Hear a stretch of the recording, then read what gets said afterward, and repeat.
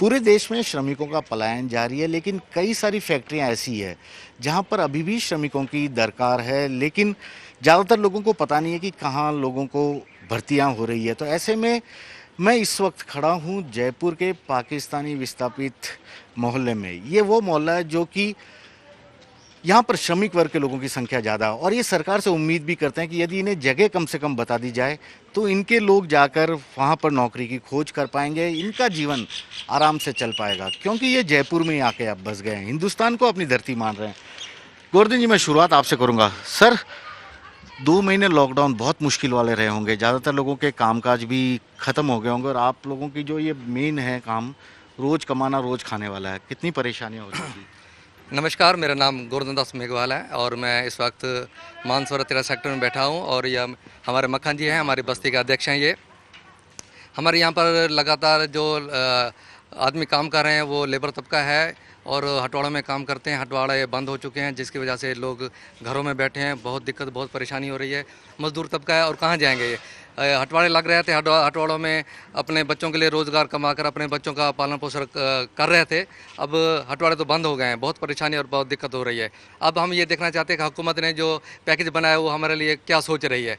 जो यहाँ पे प्रवासी मजदूर लेबर थे वो तो अपने गाँव चले गए हैं, ठीक है। अगर उनकी जगह अगर हमारे जो यहाँ पर जो बैठे हैं उनके लिए अगर कोई सोचे तो मैं धन्यवाद करना चाहूँगा। मक्खन जी, आपके एरिया में यहाँ देख रहे हैं ये सब लोग जवान हैं, नौकरी भी करते हैं, ईमानदारी से भी काम हो रहा है। क्या अभी आप लोगों को कामकाज मिल रहा है या आप सरकार से कुछ उम्मीद रखते हैं कि कम से कम जगह बता दे ताकि आप लोग जाके नौकरी ढूंढ लें? क्योंकि कुछ जगह तो फैक्ट्रियां मान लो अभी पूरी तरीके से शुरू नहीं हुई है, लेकिन बहुत जगह मजदूर लोग बाहर चले गए, उनको ज़रूरत है।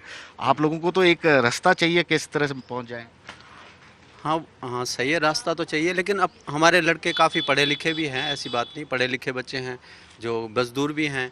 अगर मान लो जगह है गवर्नमेंट की इस तरफ से, अगर या किसी संस्था को या फैक्ट्री को किसी को मालूम है जो वहाँ पे पाकिस्तान से आए हुए बैठे हुए हैं, तो उन यहाँ पे हमारे जो बच्चे हैं सारे ईमानदारी से काम करते हैं और उसके लिए गवर्नमेंट को भी बहुत फ़ायदा होगा। अगर ये हमारे जो बच्चे काम कहीं पे अगर उनके यहाँ जगह है तो हमारे संस्था या बच्चों को अगर लगाना चाहे तो हमारे बच्चे सब तैयार होंगे। सरकार सब जगह 2 महीने तक, जब तक लॉकडाउन था, राशन पहुंचा रही थी। क्या आपकी बस्ती में सरकार की तरफ से सहायता रेगुलर पहुंच रहा था क्या?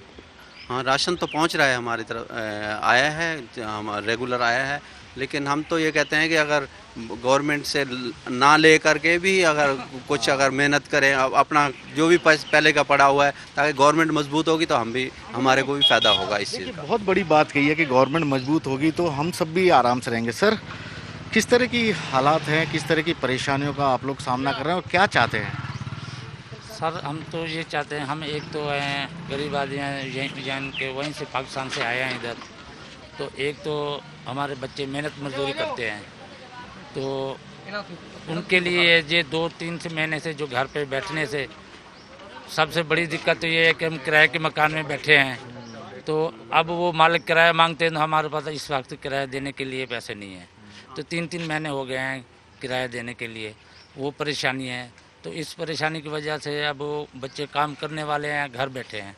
तो उनके लिए हुकूमत अगर कुछ सोचे, कहीं काम अगर जो मिल जाए हमको उसी जगह पे बता दें या शिफ्ट कर दें, या जो हमारे बच्चों के लिए हमसे कोई इमदाद जो किराए जिनके वो सरकारी मकान तो है नहीं जो माफ़ हो जाएंगे, मालकाने हैं वो उनकी मर्ज़ी है, छोड़ें ना छोड़ें। तो हमको जिनके कुछ पैकेज वगैरह जो किया है हुकूमत ने, तो मेहरबानी हो सके तो हम पाकिस्तानियों के लिए कुछ सोचें। सरकार सबके लिए कर रही है, क्या आपको लग रहा अब मौका भी है आपके लिए भी सोचना चाहिए? क्योंकि आप लोगों को नागरिकता भी बहुत सारे लोगों को मिल चुकी है, सरकार ने वादा भी किया कि अब तो आप हमारे ही हैं। हाँ, नागरिकता वाली बात सही है। अब जैसे हमको अब 7 साल हो गए हैं, नागरिकता हमको मिलनी, अब दिन पूरे हो गए हैं, नागरिकता मिलेगी हमको। और पहले भी सरकार ने बोला है, ये लॉकडाउन की वजह से फिर लेट हो गया काम। जैसे हम भी ये चाहते हैं कि लॉकडाउन ख़त्म होगा तो नागरिकता भी मिलेगी और मिलनी भी चाहिए, हमको ज़रूरत है, नागरिकता मिलेगी तो जब जहाँ फिर हम कहीं भी बैठ के ऐसे इलाके में जाके बैठ सकते हैं जहाँ पे हमको रोज़गार मिल जाए। ये बड़ी सिटी है और यहाँ पर काम धंधा तो ठीक है, मगर गरीब आदमी के लिए बहुत दिक्कत है। इधर किराए के मकान महंगे हैं, तो नागरिक के बाद ही मिसाल हम कहीं ऐसी जगह बैठ सकते हैं जहाँ पर अभी हम, तो इसलिए। भाई साहब आपका नाम बताएंगे? नाम मेरा प्रेमचंद है। प्रेमचंद जी, कैसे ये 2 महीने मुश्किल वाले रहे और आने वाले दिनों के लिए क्या उम्मीद करते हैं? सर ये जो मुश्किल घड़ी है तो इसमें बहुत कठिन हुई है, हम बहुत दिक्कत आई है। अभी हो सकता है जो मोदी साहब ने 20 लाख करोड़ का जो पैकेज दिया है, इसमें कोई हमारा भी पाकिस्तानियों का भी भला हो जाए। हम 3 महीने से बेरोजगार है, लड़के भी काम पर नहीं जाते, कोई काम धंधा बंद है, सारी फैक्ट्रियाँ बंद है।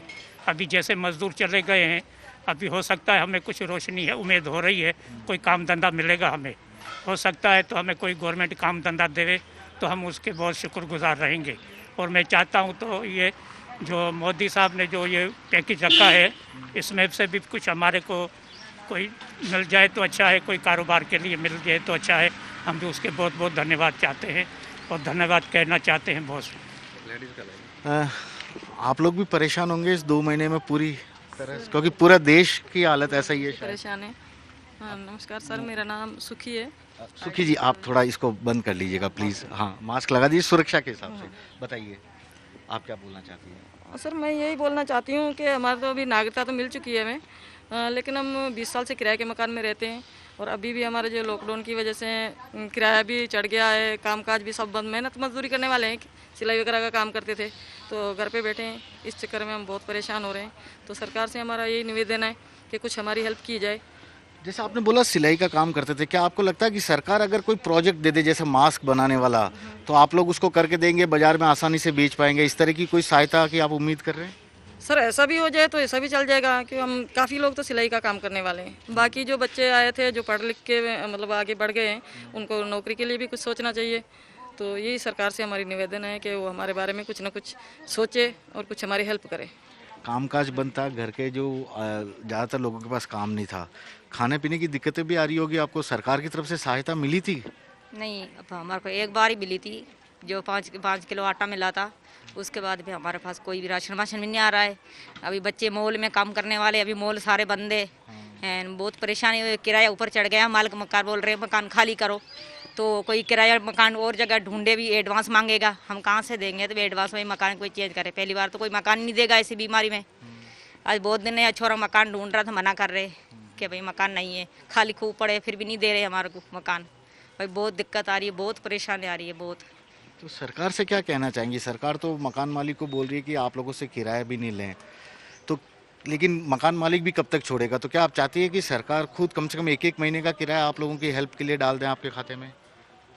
वो तो हम गरीबों के लिए मदद करे तो वो तो मोदी का हम शुक्र करेंगे, भाई हमारे को कुछ हेल्प करे। बहुत परेशान हो रही है, सबके लिए कर रहे हैं मोदी, गरीबों मजदूरों के लिए कर रहे, तो हमारे लिए भी करना चाहिए नहीं।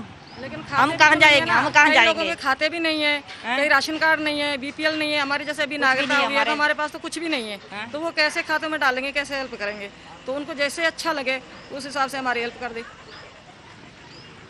सर परेशानियां बहुत ज़्यादा बताई है सर सब ने, क्योंकि हकीकत में इस वक्त लॉकडाउन के बाद हालात ही कुछ ऐसे हैं।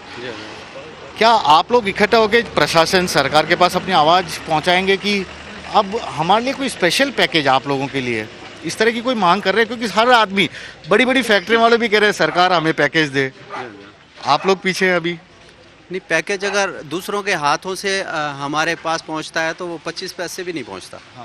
कई बार जैसे हमारे पास डायरेक्ट अगर पहुंचाते हैं तो हमारे को मालूम है किसकी हालत कैसी है, तो उसी वजह से हम उसकी हेल्प करते हैं सीधा। ये नहीं कोई अच्छा है पैसे वाला है तो अगर उसकी हेल्प करेंगे तो कोई फ़ायदा नहीं, गरीब की करें ताकि उनको दुआएं भी मिलें और गवर्नमेंट की तरफ से भी कहे अच्छी जगह पहुंचाया है। जवान आदमी हो सर, परेशानी हुई होगी लॉकडाउन में? जी सर, बहुत परेशानी हो रही है। क्यों नहीं परेशानी हो रही है ना। कामकाज घर पे बैठे भी 3 महीने हो गए, सिलाई का काम करता हूँ भी घर पे बैठे, फैक्ट्री भी बंद पड़ी है, इसलिए अभी 5000 किराया मकान का, तो अभी बैठे हैं 15000 किराया चढ़ चुका है, कुछ नहीं हो पा रहा, घर पे बैठे कोई काम का। कैसे चुकाएंगे, कोई सोचा आपने? अभी तो कुछ भी नहीं सोचा, लॉकडाउन खुलेगा तो काम पे जाएंगे ना।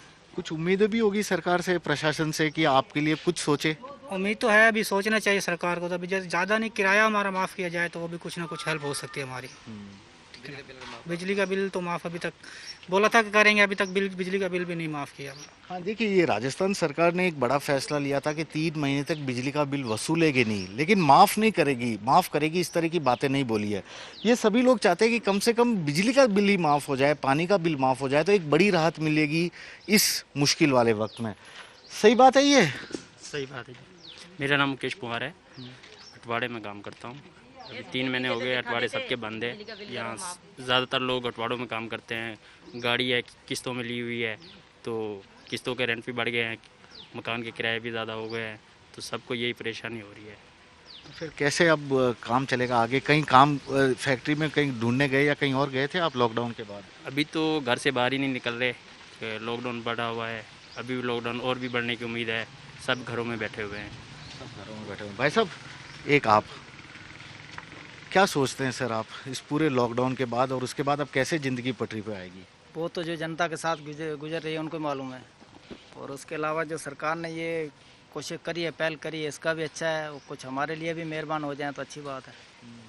आपके बच्चे, आपके भाई लोग, ये लोग फैक्ट्री वगैरह में काम मांगने जाते भी होंगे अभी 2, 4, 5, 10 दिनों के अंदर। कुछ मिला कुछ लोगों को या अभी परेशानी आ रही है? हम भी देखो पहले तो अटवाड़े लगाते थे, अब अटवाड़े बंद हो गए। जब मांस बनाने जाते हैं थोड़ा बहुत काम करते हैं, वो भी आधा मिलता है, आधा मिलता ही नहीं है। दिन भर काम करते हैं, 50-60 रुपये काम होता है। मैं मजबूरी में वो भी कर रहे हैं। अब जो सरकार की तरफ से मेहरबानी हो जाए तो उससे भी फ़ायदा है, सब जनता के लिए फ़ायदा है, ये उसके पीछे हमारा भी फ़ायदा है। ये देखिए, ये है जयपुर के पाकिस्तान से आए विस्थापित हैं हिंदू भाई हैं हमारे। यहीं पे आके अब इन्होंने अपना घर बना लिया और चाहते हैं कि जब श्रमिक यहाँ से चले गए दूसरे राज्यों में, जो जगह खाली है यदि इन लोगों को पहले बता दिया जाए, सूचित कर दिया जाए, तो शायद ये लोग यहाँ के जो अब बाशिंदे हो चुके हैं, इन्हें रोजगार ढूंढने में परेशानी नहीं होगी। कैमरामैन दिनेश कुमार के साथ श्रीवत्सन, जयपुर न्यूज़ 24।